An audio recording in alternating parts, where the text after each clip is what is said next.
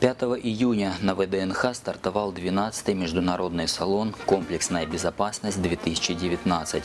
В двух залах павильона компании из 15 стран предоставили около 500 перспективных разработок, которые могут быть использованы в борьбе со стихией и при оказании помощи пострадавших во время чрезвычайных ситуаций.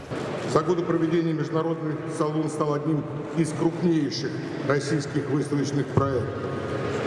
Сегодня он представляет собой прекрасную возможность для специалистов ознакомиться с передовыми идеями в области безопасности, обменяться мнениями, по их внедрению в практику поделиться опытом, обсудить актуальные вопросы развития отрасли, наработать новые деловые связи.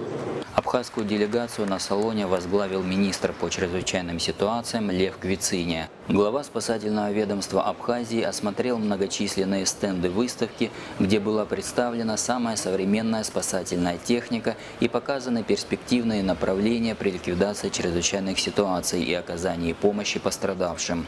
В частности, большой интерес был проявлен к стенду с современными реанимобилями, их оснащению, техническим параметрам и возможностям. На полях салона прошла встреча Льва Квициня с заместителем министра по ЧС России Павлом Барышевым. Стороны выразили удовлетворение современным уровнем взаимодействия между спасательными ведомствами двух стран. Павел Барышев отметил, что одним из российских приоритетов, отраженных в концепции внешней политики страны, является содействие становлению Абхазии, обеспечение ее надежной безопасности. В МЧС России с благодарностью вспоминают помощь МЧС Абхазии в организации реабилитации российских спасателей на Черноморском побережье, которые участвовали в крупных чрезвычайных ситуациях на родине. В свою очередь Лев Квициня поблагодарил российских коллег за то содействие, которое на протяжении многих лет оказывается МЧС Абхазии со стороны спасательного ведомства России.